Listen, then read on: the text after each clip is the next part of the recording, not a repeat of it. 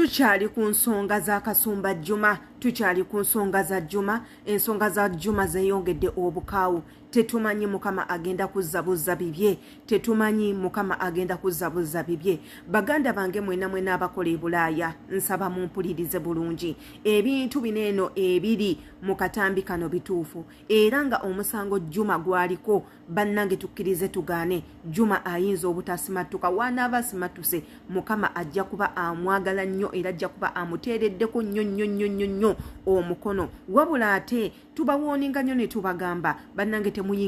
temuyingirira deals mbi. However much omuntu akuwadde sente zenkana ki oba akusuubiza kyenkana ki, weegendereze. Bannange ebintu byenjaga mu nsi zino ez'Obuyisiraamu bakuttirawo oyinza obutasimatuka. Tugenda wuliriza akatambi ka Mama Fina akola buli kimu kyasobola okulaba nti nno ataasa omuvubuka ono aleme kugenda kalabba. Naye amawulire agavaayo gagamba nti omwana ono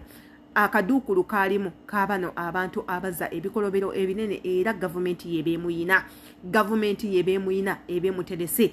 Mugenda nga we mugenda okubiwulira. Yenze Shila Adita subscribing ku YouTube channel yange eno.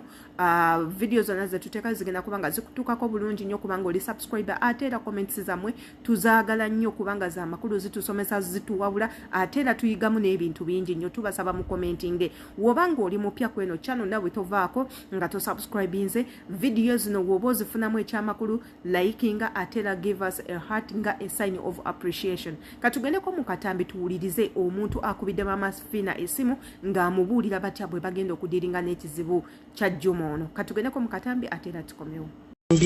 Wakubira tusoke kati ova otya wano noga ati ogenze Saudi kulamba wanje jukira waliwo sente mami ze yasimbawo nawe gye balise ate fa bakuyise neddaba obamanyi social media ogimanyi otyo waba wa HH marketing agent esebo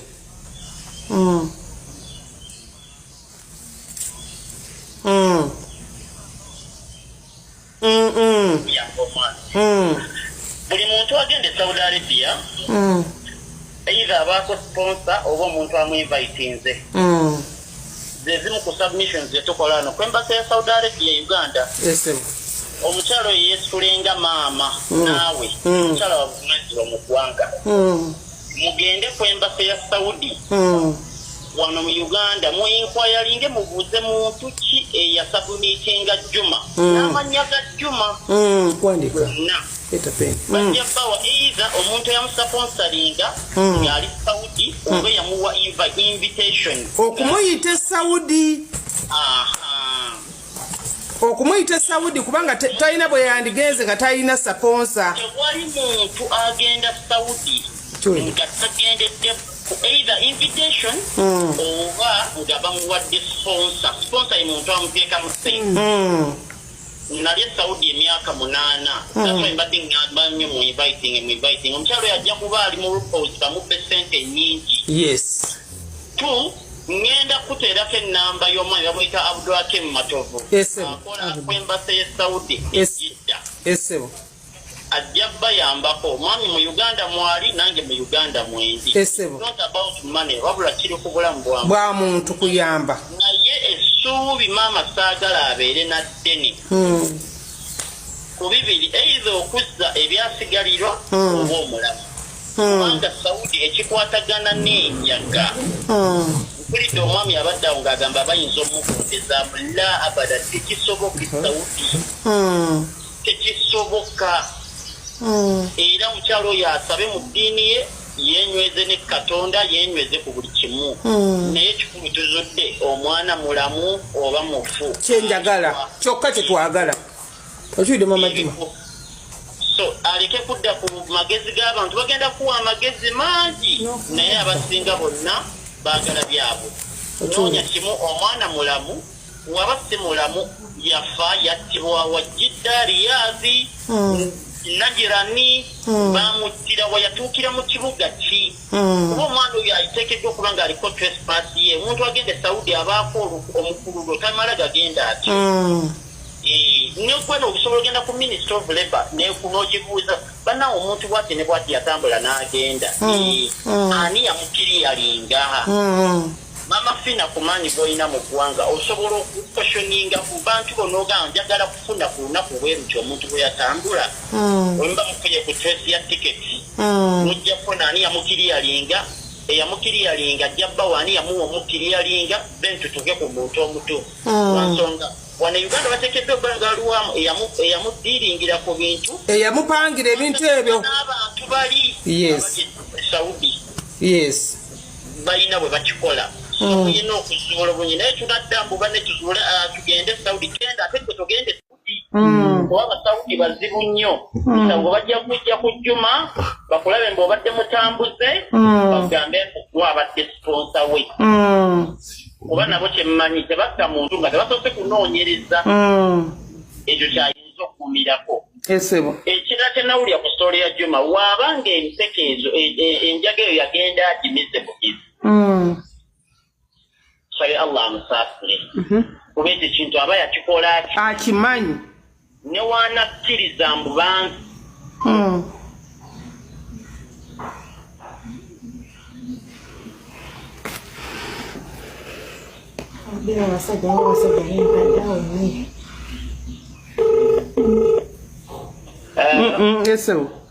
so mbadde njagala maama oyo ategeera ebintu bibiri omwana we yagenda oyingira ekintu kino ng'amaze okukwatagana n'abaami abo ng'ategedde buli kimu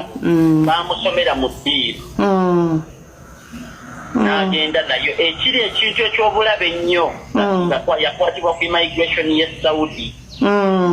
kuba kati osooka ne weebuuza bakumizisa batya empeke esooka eyokubiri eyokusatu eyokuna ey'ekkumi empeke 35 kiba nga kituufu zaali 35 itizwa kiba kinene nnyo oba waliyo kimanyi omwana bamutwalira mu ttulwa lya drug trafficker ekkomera lyayinza obbamuwa abajjidda eri safe house basibire Banigeria bakukusa enjaga oyina mbango oyina omuntu we Saudi amanye nnyo ebintu by'omunda nga olaba wa ne Uganda oba onoonya omuntu toyinza kunoonyeza mu buli muntu kati maama agume andwere olugendo lwagendako si lwangu Saudi eyabatwala babaddemu emyaka 8 si bangu naddala ku kintu ekyonoona ensi yaabwe kati nze nkyakubira essaawa mmeka tusinkane erina buzibu saa zononkumi nozasanga 7-8 Japan mu kibuga kale mukwano tugenda kweteeka tukubire tusinkane obeeko engeri gy'otuyamba awo tulabe we tunakyetaagisa kyala ebbanga nja kugera n'abakulu batukeberere buli kimu kale mukwano neyanza tata neyanza wandika essimu y'omwana wano mukiwulidde bassebo ne bannyabo nga tonajajinga muntu sooka omuwa obudde owulire kyagamba kati step nze nange mbadde obwongo bwange bwawo nga sigimanyi kubanga osooka n'otune teri muntu asobola kuva wano Saudi teri nga Dubai nti Dubai osobola okufuna visa n'ogenda Saudi Oman balina kuwa invitation oba sponsor ogendayo ngera bwolaba e Bulaaya nti bakuwa invitation nekuyita ogende Europe oba ogende mu America oba ogende wa okiraba so ekyo nakyo step tugenda gituukako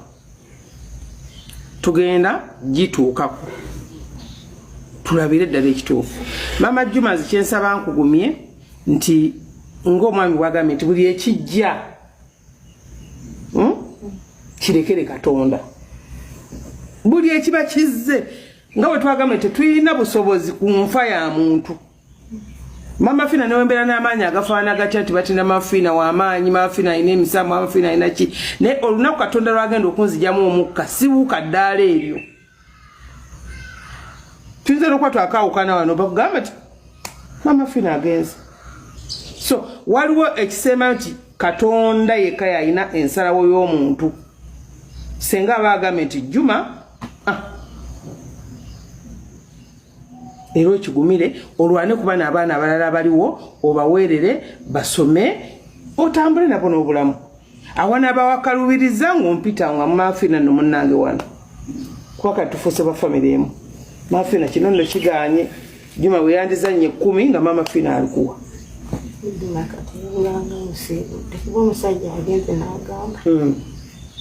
alina okuba ng'alina bamusibidde mu kifo ekyeeka ng'ali mu kifo ekyeeka era gw'omwami bwakugambye nti ebitundu ebimu mateeka gakkakkanamu naye waliwo ebitundu kati ogw'omusango byebyo nno ebigenda mu maaso mu bulamu bwa muganda waffe Juma. Embeera ekyali nkakkali, embeera ekyali nzibu, obweraliikirivu, obunkenke, amaziga n'okutya bikyali bingi nnyo mu mitima gy'Abannayuganda, teekako ne famire ya Kasumba. Munnange amawulire gagamba Kasumba ono yagenda okuyingira mu kino ekintu ng'akimanyi, naye teyalowooza nti nno bwekiti bwe kikola. Abantu baamutomeza, banna abamusomera mu ddiiru baamutomeza. Bw'atyo munnange n'akwatibwa era ng'alina enjaga mu lubuto. Aba afuuse drug trafficker, bano abantu ababi ba Alcatel, ababi abakukusa enjaga. Kyova olaba tuli muli mu kusaba tugamba Katonda amuwandeko eddusu Juma ono abeere bambi ng'akenderezebwa ku kibonerezo, oba bamusibe emyaka ng'ebiri esatu, oba bamudipotinge, oba bamutere mu bbaani obutaddamu kudda mu ggwanga lya Saudi Arabia. Naye kino kikuyigiriza ki? Abantu bemusembeza mu bulamu, abantu babi nnyo, abantu bazibu. Baakwata omwana w'abendi bamusomedde mu ddiirwefu, bakozesezza kiri nti olw'okuba mwavu bamutisse enjaga, olw'okuba ayina kiri nti bagenda kumuwa ssente empitirivu ddiiru ng'eyiseemu. Omwana w'abendi akwatiddwa eno, bali okukutenkanya nti bamuteeke kalabba, abalala bakyamulwanirira. Nga bwe nakoze akatambi kali ne mbagamba nti vidiyo zino ze tukola musobola okuteekako hashtag Africa Kasumba Juma, abalala muteekako hashtag Saudi Arabia, so that abasaudi bonna basobole okulaba obutambi buneno nga butambula, basobole okulaba Kasumba Juma yaani, ki ekyamukwasizza. Awo nno tusobola okufuna ne simple help okulaba nti nno wabaawo omuntu alina information engeri gye tulina okukolamu ekintu kino okulaba nga tutaasa Juma. Ate era ne gye tunaakoma okukola ekintu ekyo n'okukola obutambi nga buneeno, bajasobola okuyita mu biography ya Juma balabe Uganda abadde akola mulimu ki, abadde abeera nabaani, maama we yaani, Kasumba Juma alina omusango gwonna gwe yali akozeeko mu Uganda oba nedda. Weba nakizuula nti guno gwe musango gwe ogusoose, ekibonerezo kye trust me kijja kubanga si kikakkali nnyo. Yenze Sheila Adita, see you in my next video.